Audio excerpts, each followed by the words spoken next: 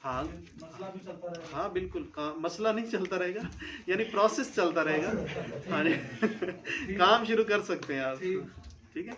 अच्छा सर, वो ये फार्मूला बाद में डिस्कस नहीं, करेंगे। इसमें- हाँ जी, अभी पहले ये कंप्लीट कर लें, फिर वन बाय वन सबसे बात होगी, जिसके जो सवाल होंगे या जो मसाइल होंगे उस पर डिस्कशन होगी। परेशान ना हो, आपको मैं जाने नहीं दूंगा। मैं तो हफ्ते के लिए आया हूँ। हाँ वेलकम वेलकम। अच्छा जी, बात कर रहे थे ट्रेडमार्क की। अब यहाँ पे कुछ लोग क्या करते हैं कि अपनी कंपनी रजिस्टर करवा लेते हैं, और कुछ लोग कहते हैं नहीं यार हमने कंपनी रजिस्टर नहीं करवानी, हमने बस अपने नाम पे काम करना है। अगर आपने अपने नाम पे काम करना है ना, तो फिर एक काम ज़रूर करें, आप NTN नंबर भी ले लें साथ। NTN नंबर क्या होता है? नेशनल टैक्स नंबर, ठीक, वो लेके फाइलर हो जाएं। यानी आपके पास जब आपने काम शुरू किया तब कितने पैसे या असासा जाते हैं वो सारे एक ही मरतबा लिखवा दें, उस पर टैक्स आपको नहीं लगेगा। उसके बाद हर साल आपने अपना गोशवारा जमा करवाना है। गोशवारा मतलब ये कि आपके जितने असासे बढ़े हैं वो आपने जमा करवा देने हैं। अगर नहीं बढ़े हैं या कम हुए हैं, कोई चीज़ बेच दी है, तो वो भी आपने उसमें लिख देनी है कि जनाब पहले मेरे पास ये था अब ये नहीं है, या पहले ये था और अब इतना हो चुका है। ये टैक्स के मामलात जो हैं आपने गोशवारे अपने जमा करवाने। अगर इसका तरीकाकार भी बता देता हूँ, जो मेरे वकील के मुताबिक जो है वो कहता है कि आपके पास जून की आखिरी तारीख में बैंक के अंदर जितने पैसे होते हैं, एक अकाउंट है या जितने भी अकाउंट, उनमें जितने पैसे होते हैं उसके ऊपर आपका टैक्स कैलकुलेट होता है कि आपका कितना बना। यानी सॉरी हाँ 30 जून, 30 जून को जितने मेरे अकाउंट में पैसे होंगे उसके ऊपर मेरा टैक्स बनेगा। मिसाल के तौर पे पिछले साल मेरे अकाउंट में थे 30 जून को 12 लाख रुपया, और इस साल हो गए हैं 13 लाख रुपया, तो 1 लाख रुपया बढ़ गया ना, तो इसके ऊपर जितना मेरा टैक्स बनता है वो मैंने अदा करना है। और अगर मैंने अब 13 लाख पे टैक्स अदा कर दिया है, लेकिन अगले साल मेरे पास 15 लाख रुपया हो गया, तो अब पिछले 13 पे नहीं अदा करना, वो जो 2 लाख बढ़ा है सिर्फ उसी पे अदा करना है। लिहाजा ये परेशानी नहीं है कि हम बैंक में पैसे क्यों रखें या कितने रखें, इसको रखना चाहिए, इसमें बड़ी आसानी है। तो NTN लेके आपने गोशवारे जमा करवाने हैं, हर साल करवाने हैं। अगर आपको लगता है कि आप पे टैक्स नहीं बनता, तो आप वकील को एक छोटी सी फीस दें, 2500 रुपया है गालिबन।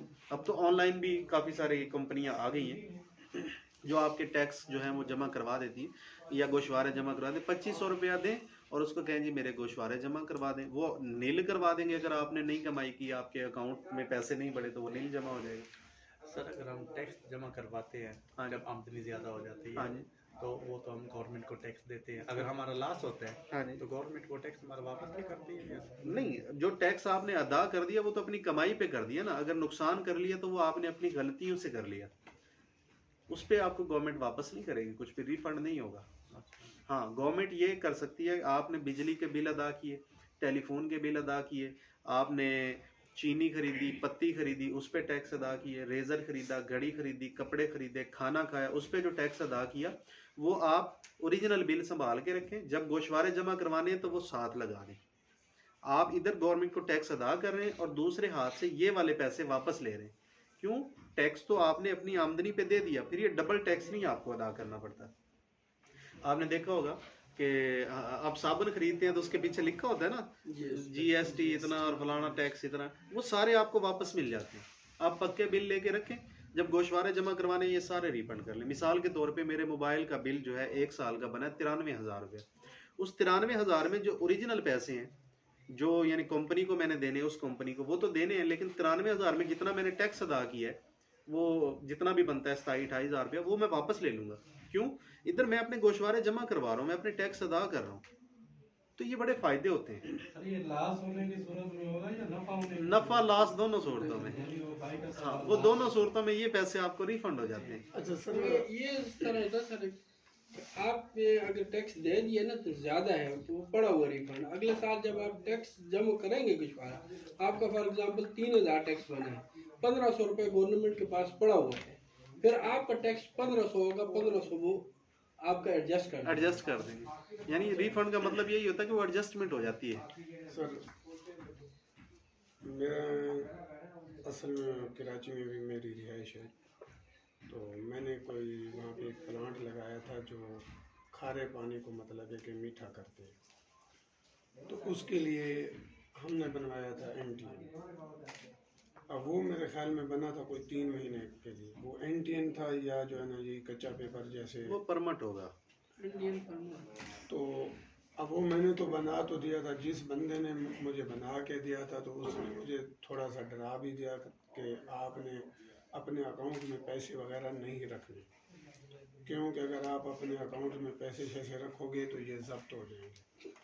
मैंने तो जब से जो है ना अपने अकाउंट में जो है ना पैसे रखने ही छोड़ दिए। बच्चा अकाउंट में तो शायद बच जाए, जो घर में रखे हैं वो किसी भी वक्त जा सकते हैं।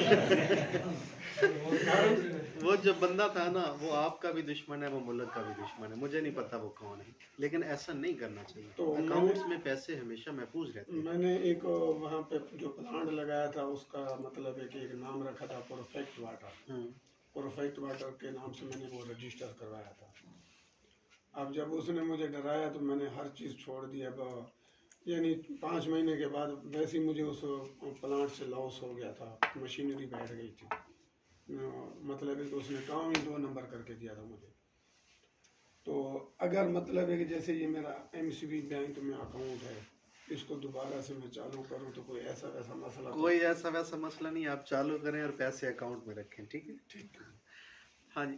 NTN का कोई है इस पे सवाल? ये बहुत आसान एक प्रोसीजर है। रेमिटेंस आता है NTN सर कहीं से भी ये फाइनल कर सकते हैं। हाँ जी, किसी भी FBR के दफ्तर में जाके कर सकते हैं, ऑनलाइन भी कर सकते हैं। अगर आप ऑनलाइन कर सकते हैं ये घर बैठे हो सकते हैं। जाना हुआ, मैं जयपुर से आया हूँ। हाँ जी। राजनपुर है मेरा।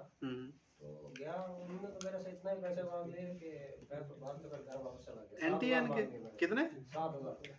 NTN फ्री होता है, इसकी कोई फीस नहीं होती है। वकील फीस लेते हैं। अगर वकील से मैंने रब्ता किया तो जैसे मैंने रब्ता किया उसको मालूम नहीं था। आप सीधे FBR के दफ्तर में जाएं और वहाँ जाके कहें मैंने NTN बनवाना है, और अगर कोई पैसे मांगे तो शोर डाल देना। ठीक है, मैं कहना जी NTN बनवाने के पैसे मांग रहा है मुझसे, जोर जोर से शुरू हो जाना। ठीक है। ओरिजिनल फीस कितना है? 25 है? नहीं, फ्री है, बिल्कुल फ्री है, इसकी कोई फीस नहीं।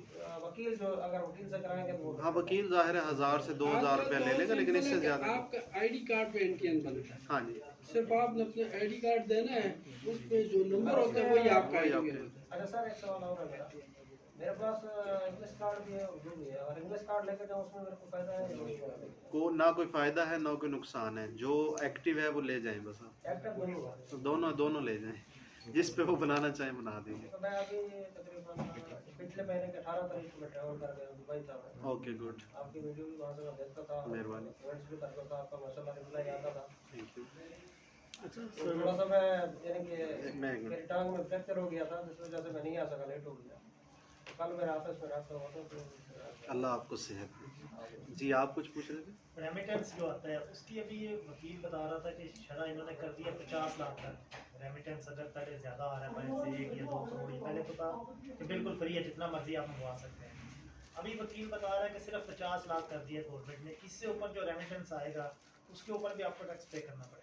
मेरे इल्म में ये बात नहीं है, हो सकता नहीं, है। कोई भी नहीं है। अभी आपका नहीं और है ना, मैंने अभी जमा करवाए हैं ना, रोशन उसमें डिजिटल ज़्यादा है। अकाउंट आप ओपन करते हैं ना, रोशन डिजिटल अकाउंट वो आजकल चल रहा है, उसमें आप जितना पैसा इस बाहर से मंगवाए ना, नहीं वो नहीं है ना, मेरा ख्याल है मंगवाने पे टैक्स नहीं है। वो बता रहे हैं ना, मेरे वकील बता रहा है कि अभी वो ज़्यादा है पैसे। नहीं, वो बता रहा है कि गवर्नमेंट ने इसको 50 लाख कर दिया। हो सकता है एक वक्त में 50 लाख कर दिया हो, लेकिन बाहर से जितना भी पैसा है उस पर टैक्स मेरा नहीं ख्याल। 2019 में वो बोलता है ये कानून पास हो गया कि अभी आपको उस रेमिटेंस के ऊपर भी टैक्स पे करना पड़ेगा। हो सकता है, मेरे इल्म में नहीं है, शायद ये कोई नई अपडेट हो। जी, आप कुछ पूछ रहे थे? जी हाँ, मैंने कहा मेरा NTN नंबर बना हुआ है। हाँ बस ठीक है, बहुत अच्छे। आप फाइलर हो जाएं सिर्फ, ठीक है? टेलर भी हूँ। हाँ, फाइलर हो जाएं। NTN तो बन गया ना, टेलर भी हूँ। फाइलर भी है, बस दैट ओके। आप सिर्फ ट्रेडमार्क लें, अपना काम शुरू कर सकते हैं।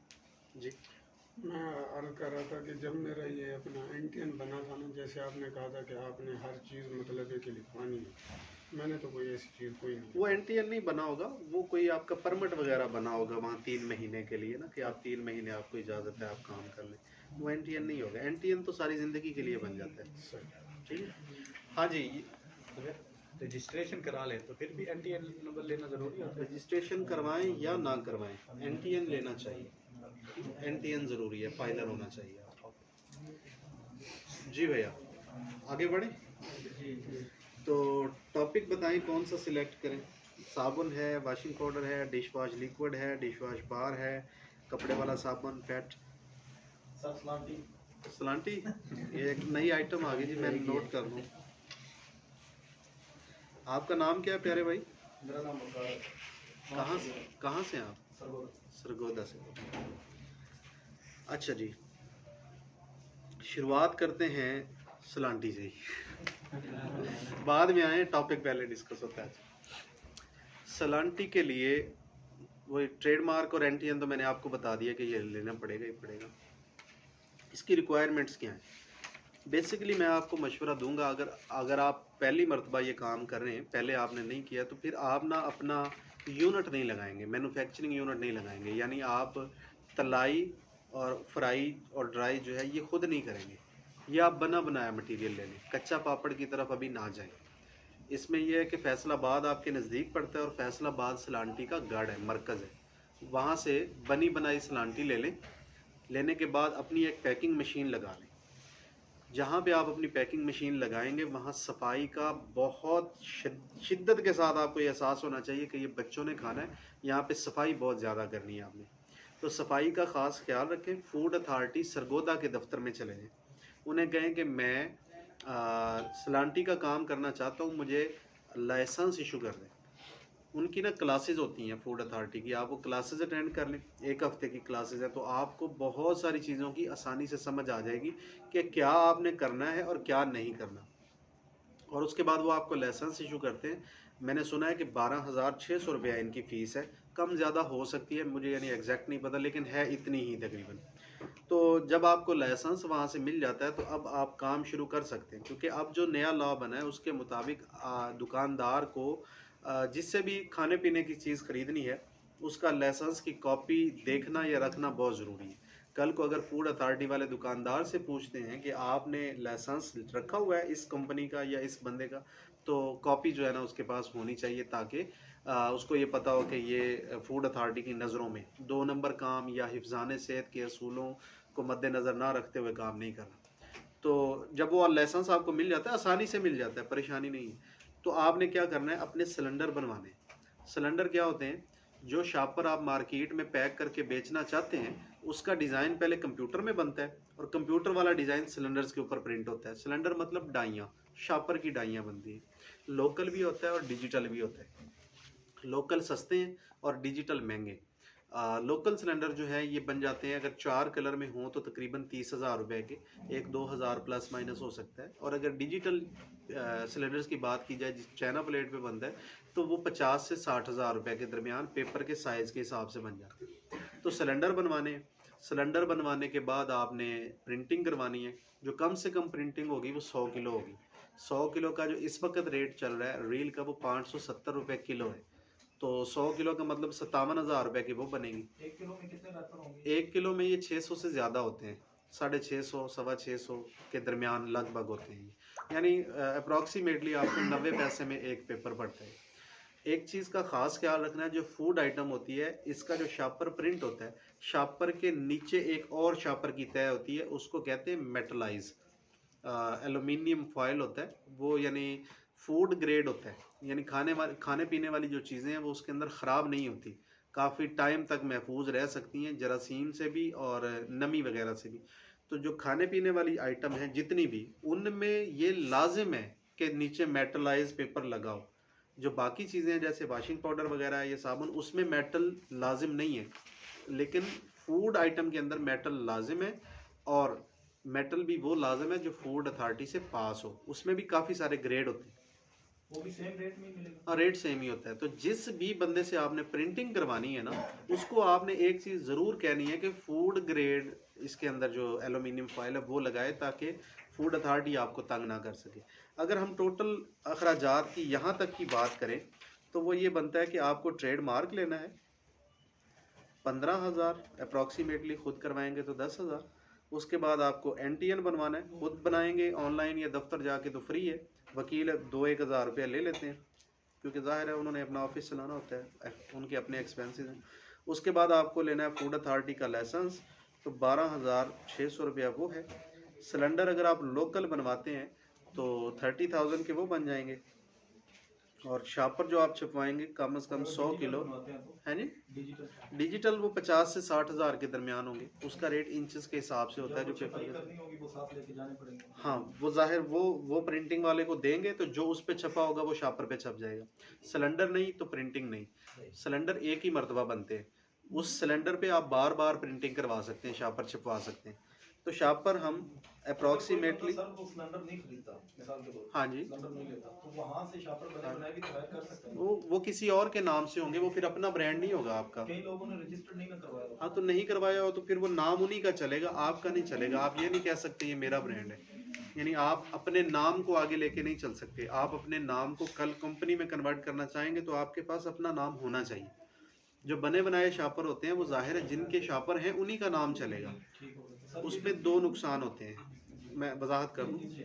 पहला नुकसान ये है कि मिसाल के तौर पे मैं गया हूँ मंडी में, जाके मैंने एक शापर उठाया और उसको लाके मार्केट में बेचना शुरू कर दिया। कल को कोई और बंदा जाता है वहीं से शापर खरीदता है और आपके ही दुकानदारों को सस्ता देने लग जाता है, या उसके अंदर वो क्वालिटी नहीं देता जो आप दे रहे हैं, तो फिर प्रॉब्लम बन गया। नंबर एक। नंबर दो, जिसका शापर है उसका सेलमैन कल को उस इलाके में आ जाता है तो फिर आपको वहां से शापर उठाना पड़ेगा। सर ये जो मुझे क्लासेस देंगे मिसाल के तौर पे या हमारे फूड वाले, हाँ जी, उसमें ये नहीं हमें सिखाएंगे कि आप अपना मैन्युफैक्चरिंग भी कर सकते हैं या वो इसमें वो आपको सिखाएंगे कि जो भी काम करना है, मैन्युफैक्चरिंग का है या पैकिंग का है, तो उसमें आपने सफाई का क्या ख्याल रखना है, पैकिंग के स्टैंडर्ड क्या रखने हैं, लाइसेंस कैसे हासिल करना है, मार्केट के अंदर कितने अरसे के लिए प्रोडक्ट रख सकते हैं, कब ये मार्केट में से उठाना पड़ेगा आपको, वो बताएंगे आपको। सफाई सुथराई और सेहत के लिए अच्छी चीज़ें क्या हैं और मुजरे सेहत की, आपको सिर्फ वो ये चीज़ें सिखाएंगे ताकि आपको फूड अथॉरिटी की तरफ से कोई प्रॉब्लम ना आ सके। तो इन क्लासेस में ये चीज़ें बताई जाती हैं। वो मैन्युफैक्चरिंग करना नहीं सिखाते, ना बताते, ना ये उनका काम है। अगर फर्स्ट टाइम बंदा सर मैन्युफैक्चरिंग शुरू कर लेगी तो क्या मतलब कोई इसका नुकसान के चांसेस होते हैं हर कारोबार के अंदर। कोई भी शुरू करें तो स्टेप बाय स्टेप चलेंगे तो ज़्यादा अच्छा रहेगा। फूड आइटम है, फूड आइटम अगर आप मैन्युफैक्चरिंग स्टार्ट करते हैं, आपसे ठीक नहीं होती तो नुकसान है ना। और मार्केट का भी अभी अंदाज़ा नहीं है कि कैसा रिस्पांस मिलेगा, काम चलेगा या नहीं चलेगा। इसकी एक्सपायरी भी बहुत जल्दी होती है, यानी 1 महीने के अंदर आपको माल दोबारा वापस उठाना होता है जो नहीं बिक सकता। तो इस सूरत में अगर आपका अपना मैन्युफैक्चरिंग यूनिट है और खुदा ना खास्ता काम नहीं चल पा रहा या अभी आप स्लो हैं तो आपको नुकसान ज़्यादा हो सकता है। स्टेप बाय स्टेप चलें। मैं इसीलिए कह रहा हूँ कि अपना ट्रेडमार्क करवा के अपने सिलेंडर बनवा के शापर छपवा लें।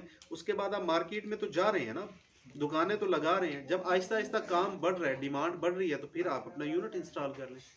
फूड आइटम में खासी एहतियात बरतनी पड़ती है, और जब तक आपकी सेल 1 बोरा पर डे नहीं हो जाती तब तक आपको अपना यूनिट नहीं लगाना चाहिए। ठीक है सर, ये जो सलांटी के साथ साथ चले अब हम इस तरफ नहीं जा रहे हैं खुद बनाने की तरफ, ठीक हो गया, हम बाहर से हायर करते हैं, तो इसके साथ कोई और भी ऐड कर लिया जाए, मिसाल निम्को कर लें। निम्को कर सकते हैं, पापड़ कर सकते हैं, सलांटी कर सकते हैं। हाँ, उसी मशीन पे हो जाएगा। उसका आगे से वो कुछ चेंज वगैरह तो नहीं करना? नहीं, कुछ भी नहीं। वो फोल्डर साइज चेंज करना होता है। 1000 रुपए का है, यानी जितने पैक साइज हैं उतने 1000 लगेंगे आपके, और फोल्डर चेंज हो जाएगा। अच्छा, बात कर रहे थे ट्रेडमार्क की। NTN लाइसेंस, सिलेंडर, शापर, और उसके बाद आपको चाहिए एक पैकिंग मशीन। पैकिंग मशीन नई भी मिल जाती हैं और पुरानी भी मिल जाती हैं। जो पुरानी मशीनें हैं वो अप्रॉक्सीमेटली अंदाजन 1 लाख रुपए प्लस माइनस में मिल जाती हैं। जो नई मशीनें हैं फैसलाबाद में 1,50,000 की भी मिल जाती है, 1,60,000 की भी मिल जाती है, 1,75,000 की भी है, और 2,10,000 रुपए की भी। पैकिंग मशीनें हम भी बनाते हैं। जो हम बनाते हैं वो 1,75,000 रुपए की पाकिस्तान की पहली वाहिद रजिस्टर्ड मशीन है पैकिंग में। तो हम पैकिंग मशीन बनाते हैं जो एक्सपोर्ट भी होती है, 1,75,000 रुपए की है। मैं यहाँ पे लिख देता हूँ 1,75,000 रुपए, एक यानी एस्टिमेट के तौर पे। वो जहाँ से आप लेना चाहें, जितने की भी मिले आपको, वो उसमें आप प्लस कर लेंगे। तो अगर हम अब टोटल की बात करें कि आपके पैसे इन चीज़ों को अरेंज करने पे कितने लग जाएंगे, तो वो हैं 15, 2, 12, 30, 60, 175, 2,94,000 रुपया। अब इसमें आपको स्केल लेना है, बम्बू लेना है, टब लेना है, नीचे शीट बिछानी है, चूना करना है, एक बेसन लगाना है, गर्म पानी का इंतज़ाम करना है, हाथ मुंह धोने के लिए तौलिया वगैरह और छोटे मोटे औजार जो हैं, तकरीबन आपका 10,000 रुपया उस पर लग जाना है। तो ये बनेगा 3,04,000 रुपया। अब आपको चाहिए सलांटी, जितनी आप खरीदना चाहें खरीद सकते हैं। 1 बोरा ले लें, 2 बोरे ले लें, 4 बोरे ले लें, 10 बोरे ले लें। मैं ये समझता हूँ कि अपने नाम का एक ब्रांड मार्केट में उतारने के लिए आपको 3.5 लाख रुपया चाहिए। ये सबसे इजी, सबसे आसान तरीका है। अगर आप अपने नाम से नहीं जाएंगे तो फिर आपके सिलेंडर भी बच जाएंगे, ट्रेडमार्क भी बच जाएगा, शापर का खर्चा भी बच जाएगा। आपको सिर्फ एक पैकिंग मशीन लेनी है, रील लेनी है और सामान लेना है। आप 2 लाख, 2.25 लाख रुपए में अपना काम शुरू कर सकते हैं। वो इशू आ जाएंगे ना जो पहले आपने, अब वो छोटे छोटे मसाइल बड़े भी हो सकते हैं, ये आएंगे। ये जो मशीन होगी इसमें वो टोटल होगा वो सिस्टम जिसमें एक्सपायरी डेट स्कैनर लगा होगा और वो हवा भी उसमें डाल देगा, वो शापर में हवा डाल देगा, लेकिन एक्सपायरी नहीं होगी। इसमें 2 तरीके हैं एक्सपायरी। एक तो आप सिलेंडर के ऊपर लिख सकते हैं, शापर के ऊपर ऑलरेडी प्रिंटेड हो। लेकिन अगर आप चाहते हैं कि डे बाय डे आप इसमें हर रोज़ के हिसाब से एक्सपायरी लगाएं कि आज मैंने जो प्रोडक्शन की है इसकी एक्सपायरी भी आज की डेट के हिसाब से हो, फिर आपको एक्सपायरी मशीन लगानी पड़ेगी।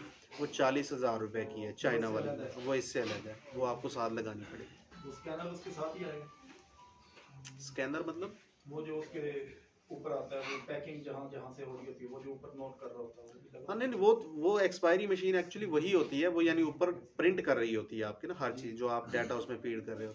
तो वो 40,000 रुपये की वो इलावा हो जाएगी। अगर उसके साथ जाएंगे तो फिर आप ये समझें कि 4 लाख रुपए का बजट आपको रिक्वायर्ड है काम शुरू। पूरी चीज़ों को मद्देनजर रख के चलना चाहिए। हाँ जी, बिल्कुल ऐसे। ये जो आपकी अपनी पैकिंग मशीन की प्राइस क्या बताइए? 1,75,000 रुपये। बारकोड जो होता है बेसिकली वो छोटी पैकिंग्स के ऊपर नहीं होता, कुछ लोग लगा भी लेते हैं। बारकोड वो कोड है जो बड़े जो स्टोर्स होते हैं जिन्होंने अपने पास सॉफ्टवेयर रखे होते हैं, यानी बिल जो है वो सॉफ्टवेयर की मदद से बनाते हैं, उस पर बारकोड की ज़रूरत होती है। आप अपने टेलीफोन नंबर को अपना बारकोड बना सकते हैं। उसके अगेंस्ट जो डाटा फीड होता है वो खुद करते हैं, यानी इसके अंदर कोई डाटा शो नहीं होता जब आप बारकोड को स्कैन करते हैं। जो डाटा शो होता है वो होता है उसमें QR कोड में। उसमें आप जो मर्जी चाहें डाटा फीड कर सकते हैं, अपना नाम, अपनी कंपनी का नाम, कीमत लिख सकते हैं, ग्राम लिख सकते हैं, कुछ भी लिखेंगे वो QR कोड में आ जाएगा। तो जो बार कोड होता है वो सिंपल एक कोड है जो कंप्यूटर में फीड हो जाता है। तो जब उसको स्कैन करते हैं तो जो वो खुद पीछे लिखते हैं वो बिल के ऊपर लिखा जाता है, यानी ये ऑटोमेटिक उसके ऊपर लिखा हुआ नहीं होता है। जी फर्नेस ऑयल से सर ये चल सकती है मिसाल अगर कोई बंदा बनाता है वो फर्नेस ऑयल फूड अथॉरिटी मतलब एतराज़ तो नहीं लगाएगी?